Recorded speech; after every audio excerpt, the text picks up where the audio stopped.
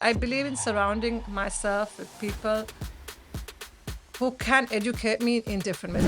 If I can't inspire these great people who work here, then I can't do my job.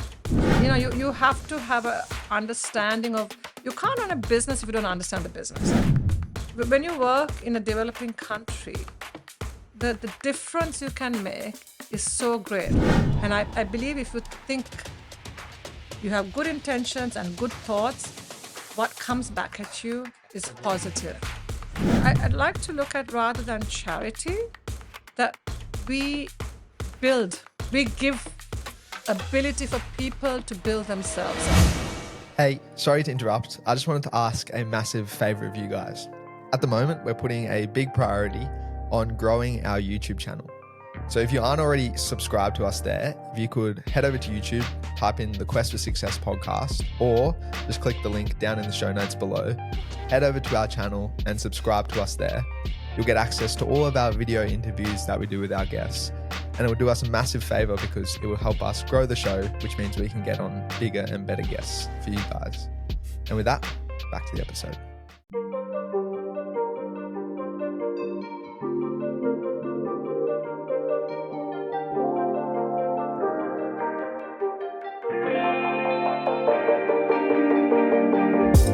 All right, welcome back to the Quest for Success podcast, and thanks so much for tuning in once again. Today on the show, as many of you know, we're here in the beautiful Sri Lanka, and we are so grateful to be able to sit down with Shea Wickramasinghe, who is the Group Managing Director at Ceylon Biscuits Limited. And we're really looking forward to diving into a bit about family business, her story, and understanding, how she got to where she is today.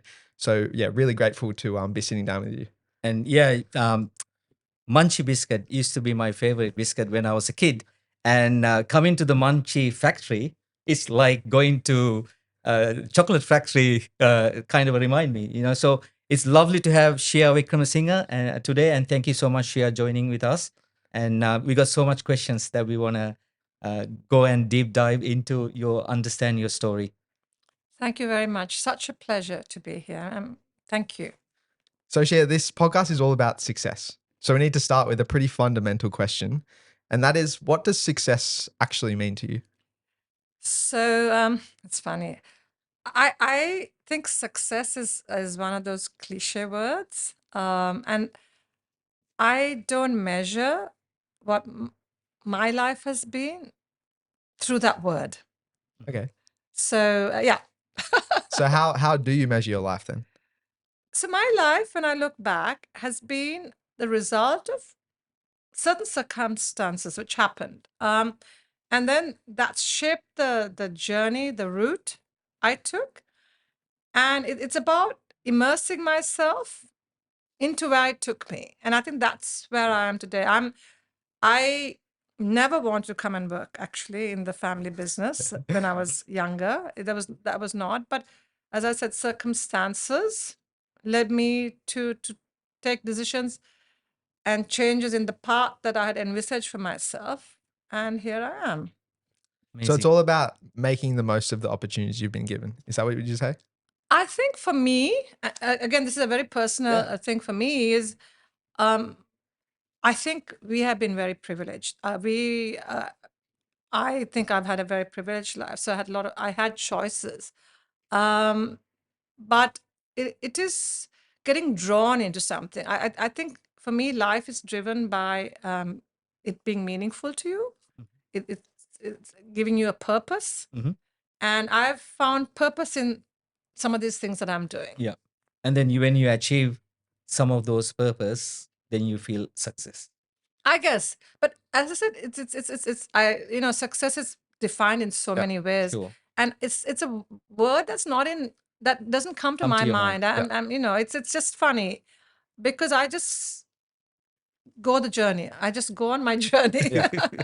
So Shea, we have an international audience, and many of whom might not know what Ceylon Biscuits actually does. Can you give us a little bit of a high-level introduction to Ceylon Sure. Biscuits? So this business started when my father had an idea to develop a high-protein biscuit, because at that time in the late 60s, there was an American NGO called CARE that was funding a school midday feeding program where they were giving a bun and a glass of milk because it was also tied into US wheat. So this had all kinds of issues in logistic issues, and the idea was to give better nutrition. So he came up with this idea of doing a high protein biscuit. He developed the formula. He presented it to the officials and CARE, and they realized it's a much more it was a better way to deliver the kind of nutritional targets that they had, and that was the birth Yep. of our business. And the contract was so big, it was shared among the other manufacturers as well. And the first few years, that's all this company did. And as that weaned off, we went into commercial business. So what your dad was doing before he started the biscuit So business? my grandfather, Yeah. who was actually also an entrepreneur, he bought into a very small biscuit business. He Oh, bought right. it over. It was called Williams Biscuits.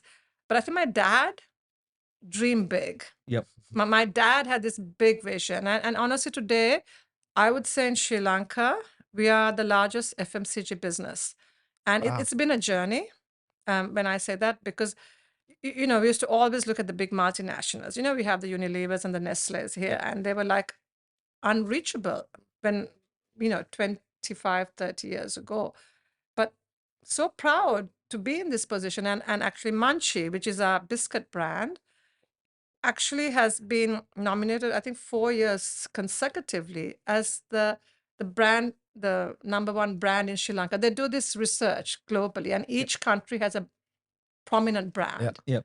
And it's very often a multinational. And I'm Yep. proud to say we're flying the flag high here Wow. in Sri Lanka. Congratulations. Amazing. That's amazing. Congratulations. And I suppose for us to understand the woman who's sitting in front of us today, we need to understand a little bit about your early life. Can you walk us through kind of your early years and how you think you were shaped, especially by your mother and father, who were obviously quite entrepreneurial? Yeah. So I'll come to my dad a little bit later. My parents divorced when I was very young, so I didn't have a very traditional relationship with my dad. Mhm. Early days, I was a very average in everything I did. I got decent grades, but not exceptional. I participated, but I was in the tennis team, but I wasn't a great tennis player. I did Yep. things, but that I shied away, honestly, from commitment and leadership. And I think the real aha moment came for me when I did my secondary education in the UK, and with the intention of going to university in the UK. And I didn't do so well. I didn't get the grades to get in the universities I wanted to. So I was given a choice by my dad. And this is what I say, your life changes due to circumstances, to go and study bakery science, which is more in tune of this Wow. business. And there's this one course in the Midwest in the US, Kansas State University. And I ended up there after my A levels. And it's not something I enjoy, to be quite honest. But there were lots of things being in a Midwestern small American town. There was a lot of learning. And we didn't have the connectivity we had, and there weren't many Sri Lankans. So it was I was immersed in a completely new experience, which I had to navigate through. That was one. And in the course itself, I didn't enjoy it. It was not my thing. So I changed it to a more wider food science sort of thing. And I was never that great in science. And I wasn't doing so well in the first year. And then I said, look, my dad's spending all this money. I really need to do something about this. I actually started studying. And my latter part of my university career, I became an A student, actually. And the aha moment was really that if I really immerse myself and commit myself to something, I can do it. Yep. And that has been a changing point in how I look at myself. From that point onwards, I had a lot more confidence in myself. Yeah. I think, and that I went on to grad school. I worked in a really good lab at Purdue University. I also started a PhD. I enrolled in a PhD program, but at that time I'd been away from Sri Lanka from the time I was 16. I, I almost felt homesick. So I told my professor, let me take a small break. And then that break just became permanent. Yeah. So, and that's how I ended up coming in. And then I ended up coming and working here. Yeah. And even coming back and working here, we had one business, which was our biscuit business. We had just diversified into manufacturing chocolates. And I'm a technical person. I have a master's in food chemistry. So I immersed myself in technical stuff. I was in product development. I kind of standardized the specifications of the business. I just found I didn't have a defined role when I came. Yeah. So I just found things to do. And then early on, to a couple of years into working here, we decided to go into ISO 9000 certification. My uncle, who's the current chairman now, was in charge of that. And he said, okay, you do this. And I'm very grateful for that, because that gave me an opportunity to immerse myself into every aspect of the business. From top to bottom, I used to talk to the operators, the girls in the factory. And it was also a little bit of change management, transitioning into, being documentation was not something we did very well. So, a lot of training and working with people. So that gave me a really good insight into this business itself. And look, from, I've been working for over 30 years in this business, so I'm quite old. It's been a journey, and I've worked in various aspects of the business, and we've diversified. And I think one of the things that this company has as a strength, my dad didn't go to university, but he knew a lot about biscuits, as does my uncle. They are very passionate about what they do. And all of us, even in the next generation, I have my sister works here, as there's one of my cousins.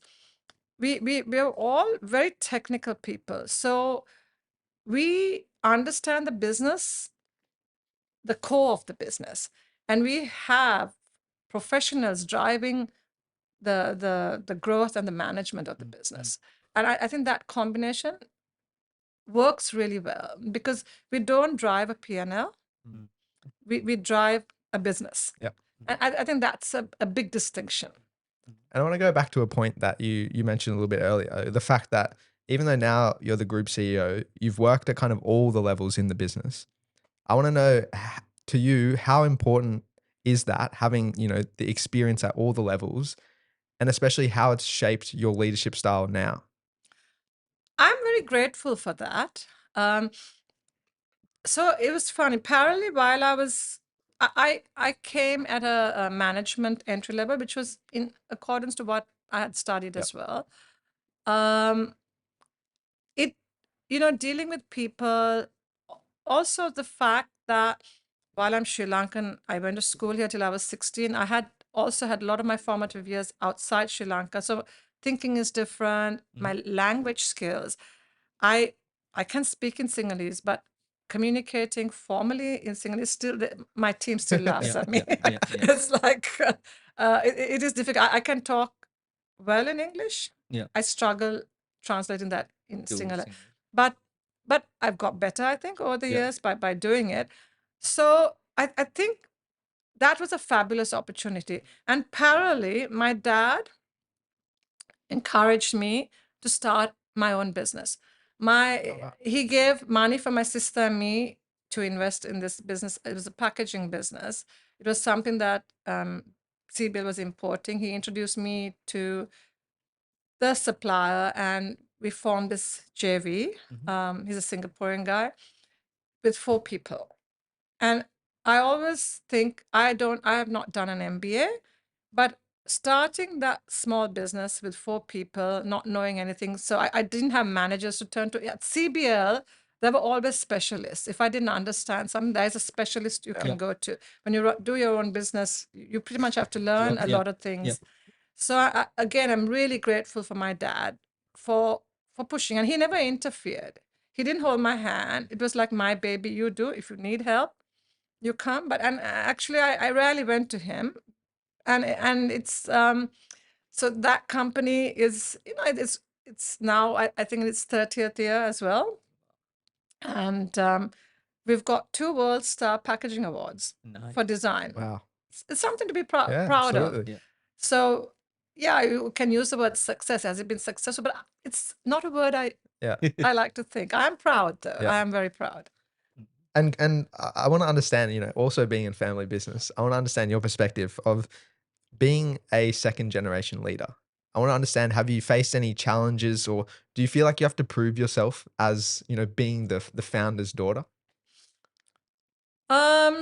So the family business is a bit wider Mhm. than just, you know, so I have, as I said, my father's youngest brother is chairman now, and he has a son.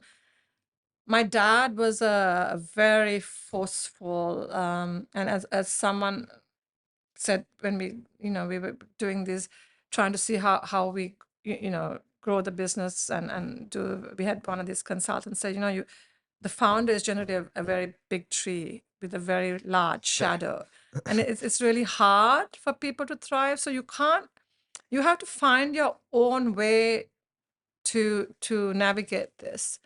And I think in my I mean, I'd worked in this business for a long time before I became the group managing director, which was in 2011. And despite having worked here a long time, knowing all the people, I remember the first day I sat on that chair. I got a new office. I felt very intimidated. Yep. Suddenly, it was a lot of responsibility. And I think when I look at myself over the years too, you grow as a person. I used to be a very impatient person. And the way I relate to people, and also the kind of people who join the organization has also evolved.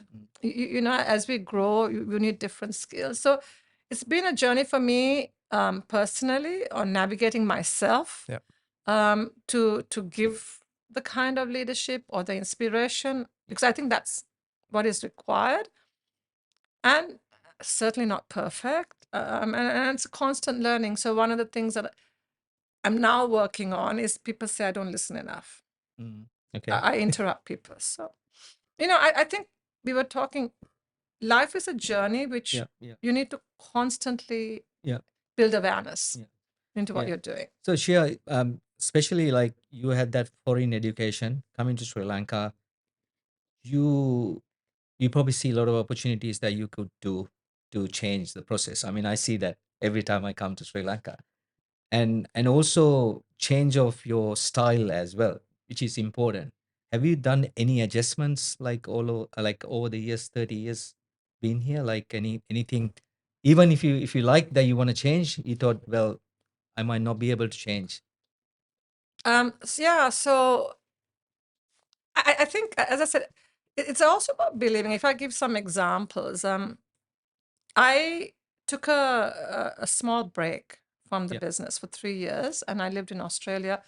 And during that time, I had time to research, and I went back to college. Actually, I started a course in nutritional medicine because I have a personal interest in traditional medicine, and it was a very interesting course which took aspects of Chinese traditional medicine and Ayurveda and the functionality of food. And I wasn't doing it. I mean, I didn't finish it, but I used to go for classes because it was more about information. And so for me, one part of what I've tried to influence is how do we add value, and value is not in terms of dollars, but in terms of what we do. We are in the food business. How do we become more relevant? We are in a country that has so many challenges, and there are many ways to make impact. So yes, I think it's not I think at the end of the day it all boils. It's not whether it's a foreign education, but the foreign education is it gave me a lot of confidence. I think the one thing that I'm bringing back is that. and the ability to look at things. So when I see things, I see them in images. Yeah. Yeah. Of what Yeah. you Yeah. know, Yeah. Yeah. Visualize, yeah. Absolutely. So that's what I think that's what I bring into the business too, because sometimes you think it's so obvious, Yeah. but people don't see it. Now, is this something that has evolved over time Yeah. with more knowledge? I think knowledge gathering is really important. Yeah. Yeah.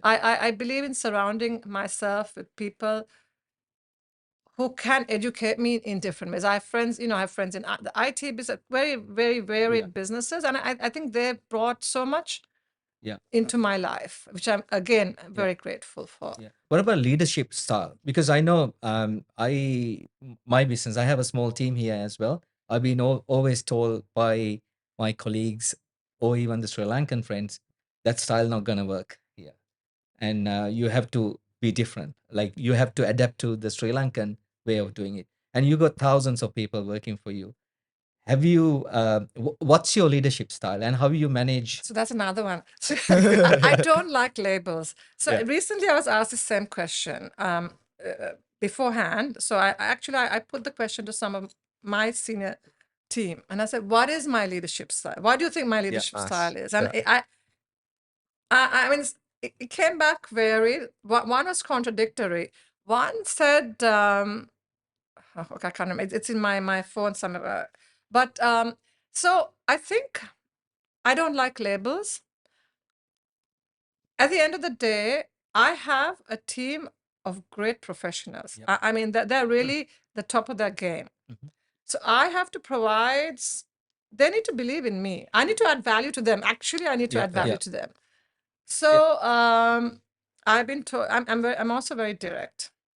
So at meeting, and this is why I've also told sometimes before you make your comments, listen a little bit more, because I don't like fluff.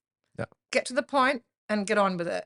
So I'm Yeah. very direct Yeah. in my leadership. I'm quite decisive. Yeah.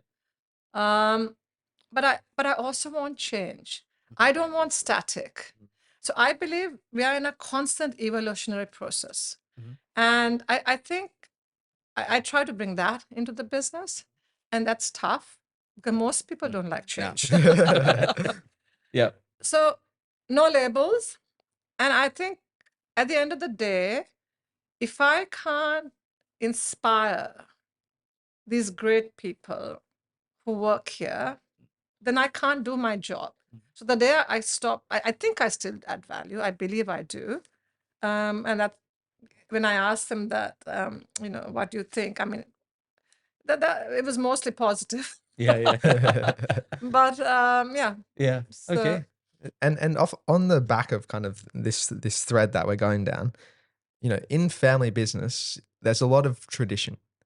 And I want to know, as a second generation leader, how do you view balancing tradition, but then also innovation? How do you balance the two? I think one of the underlying things about our businesses, we've always been in product. Yep. Product innovation has always been there because in Sri Lanka, we've always been ahead of the curve in whatever we did. So, I mean, one of the, when we launched chocolates, for example, there were big brands already present.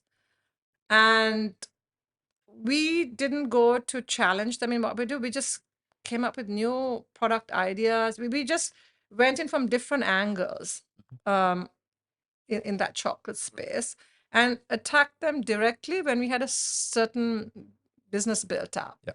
So innovation in that perspective has not been a problem because we everything we do is about driving new things into the market as an FMCG company.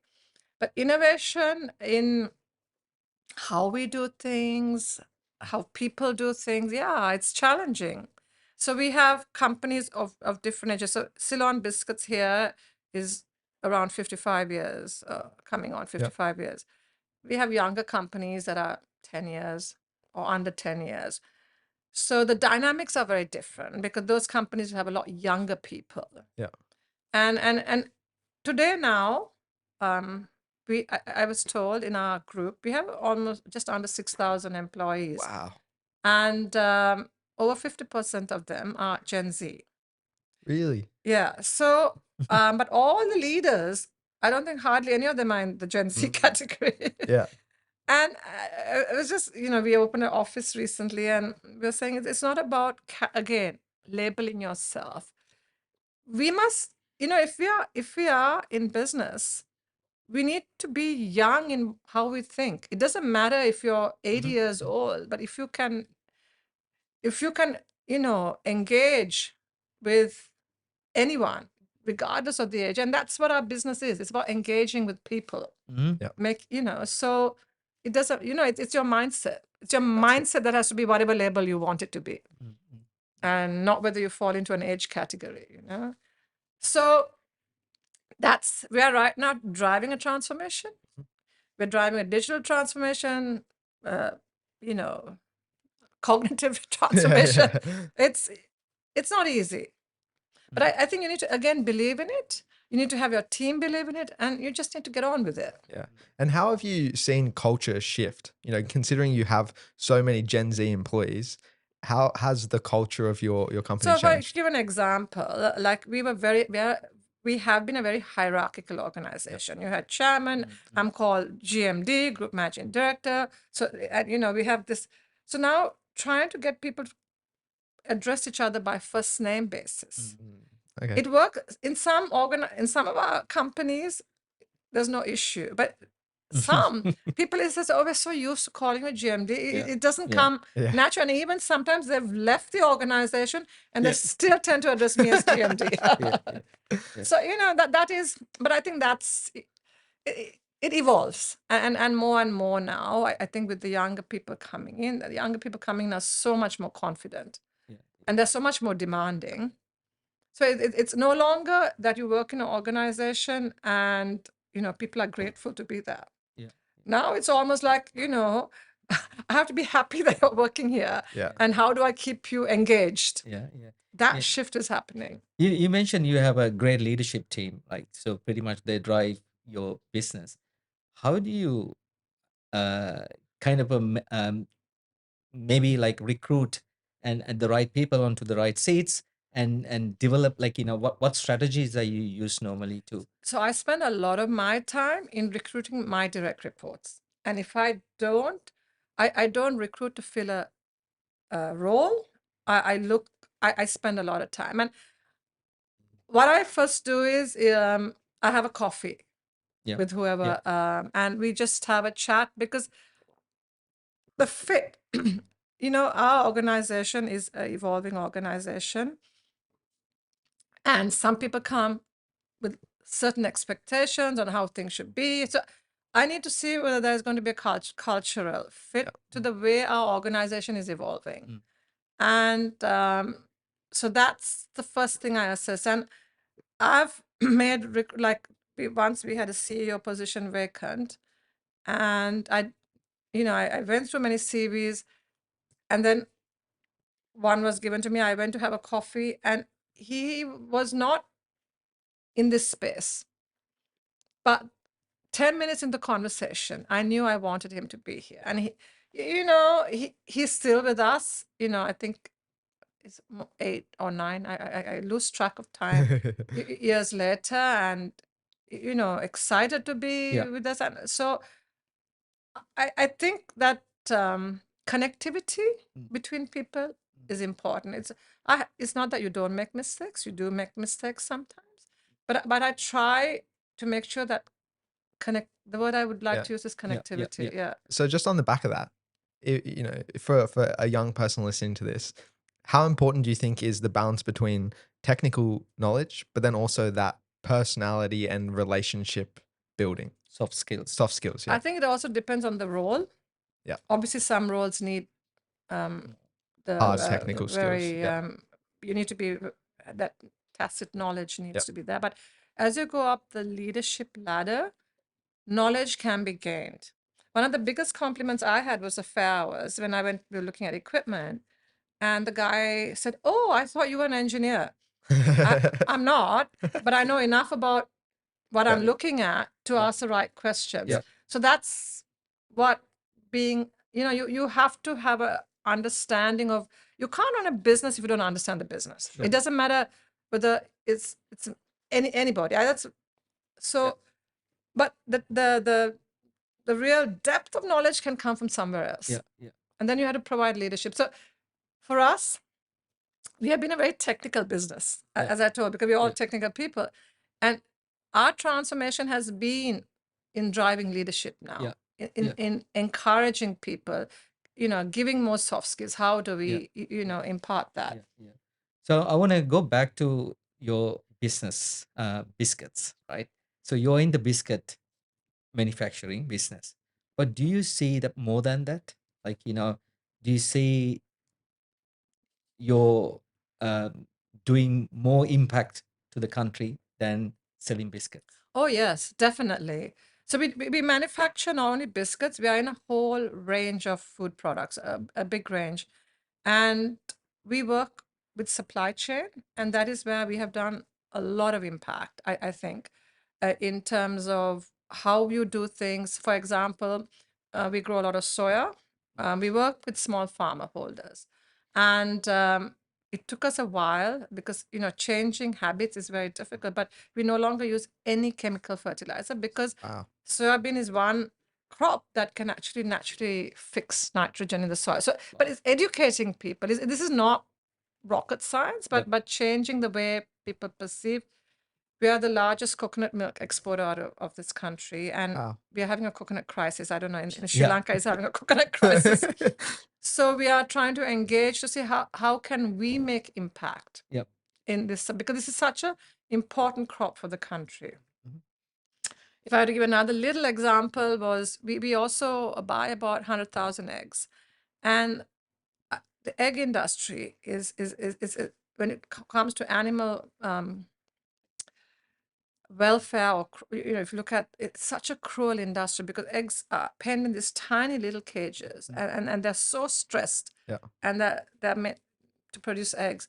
So I got my CEO, and he actually drove it. That we're going to eliminate this, and I'm so proud to say that we don't buy any caged eggs anymore. Wow. They're sort of more barn type. And to me, that's transformation, because you're educating people. People sometimes don't see this. No. Yeah. But do you ever sit down and think, wow, I'm actually really creating that impact? But I mean, I'm proud, but also I can't do this on my own. Right? So I had the idea because, okay, you have different strengths. I think for me, as I said, I see things, I can, but maybe my implementation skills are not as good as some of the others who could do it. So I think that working together in driving change is really important. And so one of the things also I think that's inherent to me is, if I'm doing something, I'm like a dog with a bone. I need to get on with it. So when one finishes, the next project starts. So there's no time to sit and say, oh, that's great. But that's done and dusted. Now we work on, you go on to the next. I know that feeling. Yeah. So sometimes when you see things in pictures, that's kind of a vision, right? So you're a very visionary leader, but some of the frustration visionary leaders have, ideas are great, but you can't get them executed because there's a lot of work required and there's a lot of limitations. Do you find that way, or do you have a great team that? So that's the thing. I'm so grateful for the people in my life. They're amazing. Honestly, this team at CBL, because as I said, if you take the egg, if it wasn't driven, if it wasn't taken over and driven by that team, it wouldn't happen. So I think, I believe people find purpose as well working for our organization. Yes, there is a job. Yes, the CEOs have to drive P&Ls. But I think people can see that they can make impact. We are in a position to make impact in almost everything we Absolutely. do. Yeah. Especially in a country like Sri Lanka, where there's somebody once told me many years ago, when you work in a developing country, the difference you can make is so great rather than working, you work in a developed country. It's a different perspective, but really you make much more impact. Yeah, you're just a number, or you're just a CEO, right? Doing making a lot of profit for a large Yeah. company, but here you're actually making a true impact. Absolutely, I Yeah. totally agree. But my next question, as a female leader, how do you find, culture like in Sri Lanka? Do you find any challenges that you see, uh, like a gender? Yeah. So personally, I think maybe that is my education and the surroundings I've been in. I never think of myself I'm a woman or Yep. I just walk into a room and Yep. I do my. But I know being in a lot of forums and yeah, women. I mean, I myself have had instances where it's been taken for my role as why I'm there is kind of downgraded because they think I'm a secretary or whatever, Yeah. Yeah. But there are also society pressure. I mean, there are a lot. I'm very fortunate. I have a very understanding husband Yeah. who doesn't say no to anything. And that's a big thing. Having family who support you. Not everyone Absolutely. has that. Yep. And also, I mean, we have leaders here within our organization.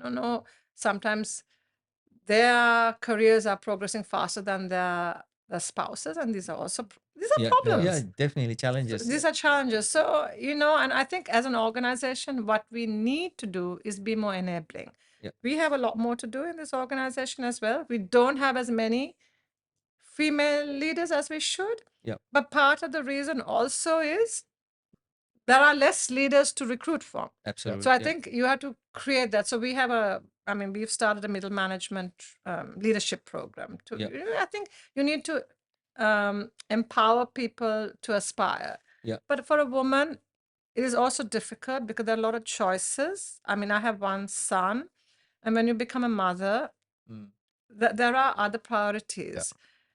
But look, if you're working for an organization, those priorities are also there. And this is a constant balance. It is tough. I had tough decisions. I mean, I wasn't around all the time, so I tried to compensate in different ways. I often reflect back and said, did I do the right thing or not? There's no right answer to this.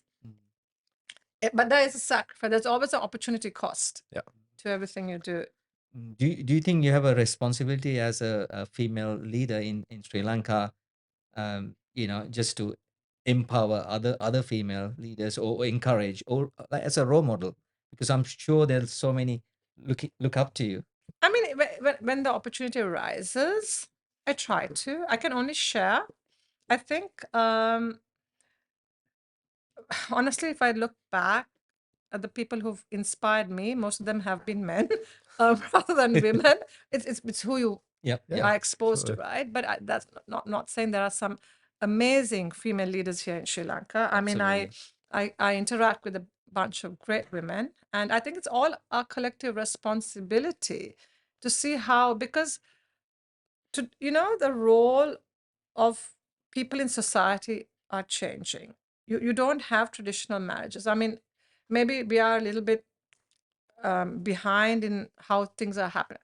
Behind is a wrong word, but the change is less. Yeah. But now women no longer have a guaranteed life just because they get married. And if you're not prepared, so I came from a family. I mean, my parents divorced when I was 6. So my mom's one mantra was, doesn't matter if you work, but you need to be financially independent. That was one mantra. She pushed us to go to university.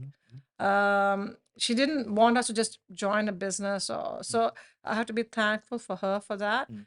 So my parents in different ways have shaped the way we think. And I really realized what my mom did for us in the little things she did only after she passed away. I really actually had true appreciation. Yep. Yeah. And you mentioned, you are in the circles of some incredible women entrepreneurs. And, in 2014, you were ranked among the 50 most powerful women in Sri Lankan business. And in 2021, you won the Women in Management Outstanding Women Entrepreneur Award. I want to understand, what do those accolades mean to you? And also, what do you think is your secret ingredient to... Oh, I don't have a secret ingredient. No, but it's funny about the awards. Yeah. When I first started out, I used to actually apply for a few. I have to admit. All those I didn't apply for. And I think as when you're young, you are trying to prove yourself. You're trying. And it's one way. So as an example, like when I was younger, I used to wear sari to work sometimes, and especially if I was having outside meeting, I'd wear sari because it made me look older. Yep. Now I'm trying very hard to look younger. Yeah. And now, I don't still, sometimes when you go to meet government ministers or whatever, I might decide to don a sari, I might not, depending, because I think I have enough years behind me now to stand up. Yeah. It's like that. Right now, I'm very grateful, and actually, it's obviously nice to be recognized. I mean, it's a very good feeling, but it's not as important now as it would have been maybe 20 years ago. Yeah. And you mentioned before just how important the impact that your mum had on you. Now looking back, as a mother yourself, what are you trying to impart onto your children? Yeah, so it's a constant, ongoing conversation, I should say. I think values are really important. I think you need to believe in what is good. Now, good, what is, it's an age-old thing, no? Right and wrong. Yeah. So I think you need to do what's right. Now, that's a very broad definition, but I think as parents, that is a primary responsibility. And we are in difficult with everything that's happening, with all the technology drives. I think children are finding it difficult to find a space and a purpose. So I think it's also a role that we try to help. And the way I learned, I've been again very fortunate, is to have access to so many people in my life, and that's what I try to. That's what, for him to meet as many people, to shape he has to shape his life. Yep. Yeah. So Shea, I know you're a very busy person, right? So how do you kind of manage your work and life? Oh, Yeah, I'm not the most organized. I don't have organized genes. I can blame that on my father's side of the family. So I rely on others to help. I think sometimes I wonder. So during COVID, when we had this whole COVID and the economic crisis kind of back to back, but I think it was during COVID that we started about adding value-added products in our local food supply chain. Because when you go into a supermarket here, there are very few Sri Lankan products that are up the value chain. So I got together with 3 other friends and we launched this brand called Gourmet Twist. And it is basically what I like to call their flavor bombs. So they're flavor paste made with herbs and spices and chili. And it's a small factory. It's a small startup with a millennial CEO to actually introduce different flavors to people. And so now I'm giving this as an example.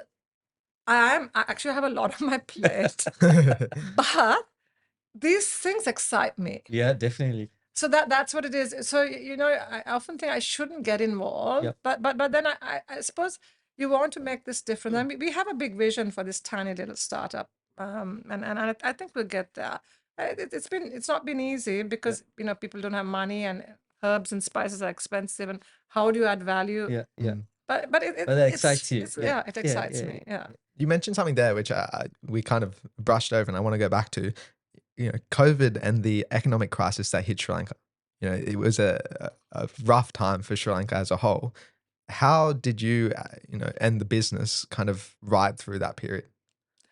Again, I have to be so grateful and thankful for the team in our business, because the leadership that they provided during that time to harness people together, because there was a lot of fear mongering going on in the country because nobody knew what a pandemic was. You all know that people die. That's basically what you know, right? Yeah. So, I mean, we tried to educate people. We tried to give them confidence, and everyone's, right from the bottom, everybody came to work. We never stopped work because of the pandemic, and I think that is a testimony of trust that people have in us. And that's not us. When I say it's not me, it's our organization, which encompasses everybody who is there.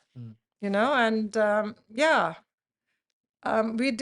we were able to run our factories. We were able to, and organizing supply chain was during the economic crisis was a huge challenge because the country had no money. Yeah. So everyone was on the phone trying to, so you had dollar allocation. So the bank CEOs used to tell me, our job in the morning is to see how many dollars we're going to give to who. Yeah, yeah. Our job was how many dollars can we get? It was an unbelievable period. It's a challenge. So, Shea, you mentioned about your small project, but what's the overall vision for CBL?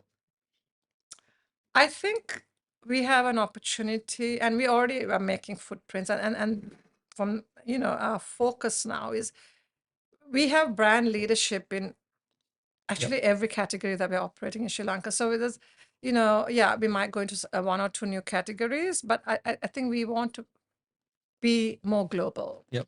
And I think we have opportunity to do that, and that's where we're heading. What about you as a person?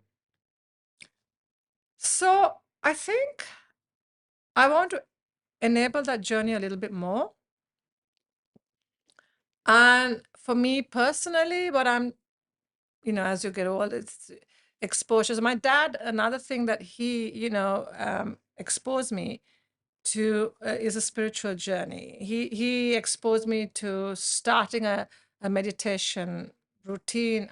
It's not a everyday thing I do, but it's something I do when, especially if I am if I have anxiety or stress, so I need to. I find that shaped the way. So I've become from this very impatient person. I think I'm no longer so impatient, and I think I attribute it to that centering you get when you look more inward. So that journey needs to continue, and I'm finding it hard to engage in that now because of you need to be in a space. I can't say I'm going to get up and I'm going to meditate for an hour when my mind is so cluttered, and it is very cluttered these days. So do you think that meditation kind of helping you to I think that declutter? whole thing, I also believe, I know this sounds really cliche, but I believe in universal energy. And I believe if you think you have good intentions and good thoughts, what comes back at you is Absolutely. positive. Yeah, 100%. So Totally agree. Yeah. So that's what I work on. How and there are times, none of us ride a success line. It's a sine wave. There's ups and downs constantly. So it's how you navigate the downs. It's like what you give, it's coming back to you. Yeah, yeah. It doesn't matter Absolutely. it's positive or negative. And talking about giving back, as an organization or a person, I mean, you're giving so many jobs to people and looking after directly families, so many families, and we talked about distribution channels, etc. So you're pretty much employing thousands of people. Apart from that, any other activities that you do as an organization or individuals? Meaning in what Like context? charitable events or So we do some charity. I mean whenever there is but what I on what my stemming actually from my dad's vision too. He he was a very passionate Sri Lankan, and his thing was about poverty elevation because he grew up in a time when Sri Lanka was just coming up after the world wars and all that. So I'd like to look at, rather than charity, that we build. We give ability for people to build themselves up. So we support a lot of scholarships. We support enabling communities. So we fund schools for various things, whether it's labs or sometimes I remember one school we funded a peer system because they had one English teacher for the whole school, and so they had one class that so many multiple students can listen to. Like, sometimes when you go into rural Sri Lanka and even some urban, what we take for granted is just not there. So I think children are our future. We do a lot of support to try and uplift people's community and ability for people. But also I think we also, the big buzzword is sustainability. yeah. And we just had a couple of days ago a meeting, and I said, for me, what I would like to see is sustainability has to be integrated into the DNA of our business. Yep. And we are in a business that we can do it quite easily, and we are doing a lot of things. We do a lot of ad hoc things right now, like Yeah. but I want a sharper focus, and that's what we're now in this coming year. That's where we want to take the business, so that it's I think people, people come and they're very used to doing their job. So I think the responsibility and the transformation that I want in the business now is that people also start seeing pictures of what they can do. Yeah. Yeah. And that's the change I like to see happen. Do you think that will happen? Like, only. I think sometimes it's exposure. Again, Yeah. we've been so fortunate to have, we travel, we have a lot of exposure. Mm. And it's also enabling people, showing them how you can think, right? It's like when I walk into a supermarket, it's sometimes annoying actually. You just see things that, Yeah, yeah. So we've also got into the retail business here. Oh, nice. So you have different perspective, because that's at the front end of the supply chain. Yeah, yeah. And there's always things to do, Amazing. That's it. And, given this podcast is a lot about learning and there's a lot of young people listening, given your 30 years experience in this business, what advice do you have for a young person listening today on how they can improve themselves, or, especially if they're looking towards those leadership positions in a business? Stemming from myself, what I have learned, I think the first thing is you need to believe in yourself. I think it's really important. And you need to also be self-critical, understand what your strengths are and where you need to grow more. Because I think self-awareness is really important. Yeah. I think it starts there. And I think if you chase what you believe and you have the resilience to stay, it works. Why do a lot of startups today not work? They say 1 in 10 survives. And I think working with some people, and I do some work with the angel networks here, is the resilience is not there. People chase success. They don't chase the vision. And I think that's a big difference. I've mentored a few people, and you can't be shallow in a vision. You need to have depth. You really need to. And I think that is something, I don't know whether it's our education system or what, because everything comes a lot easier now to younger people. And the expectations are also, you want to grow. We, in our generation, I sound really old when I say that, but it was all about hard work. Yeah. Yeah. And we didn't have tools. Yeah. There's a lot of slog, So I think how that expectation, and this is what I see with my son, everything has to Yeah, be it's like, now. yeah. And sometimes it's difficult because there is some deeper understanding that needs to be gained. And do you think that's, given that there's so many tools and things out there now, do you think there will be a new wave of entrepreneurs not doing necessarily the hard work route that you guys took, but like a new wave of entrepreneurship? Course. I think hard work is a state. We might have worked hard in a different way. Everyone still has to work hard because the world is that much more competitive. So if you're going to excel, where is your point of difference? If you're just going to do what A, B, and C are doing, are you going to make it? So that there is a chance that you might not. Yeah. So you need to differentiate and excel in something that you're doing, which is not easy because it's so competitive. It is quite tough, I think, for young people starting out. Yeah. Thank you so much for this conversation. My last question to you: how do you want to be remembered? I don't know. I don't know if I think my personal journey, rather than being remembered, it's more important for me to have that satisfaction that I've been able to do something. Yeah. Yeah. I think that different people will remember you differently, right? It's how you impact people. But I think for me, it's more important that what I feel. Yeah. And that's just, I believe I have a few more years of what I think I can do, a few things. But that is, you always have to let go at some point. Absolutely. So, Yeah.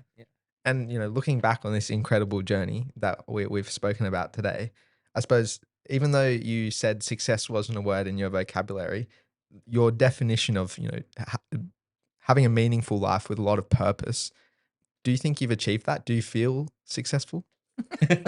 you want to get that. I think, one thing I've learned, I'm not going to answer that question the way you want me to answer it. In life, it is about how the contentment you feel within.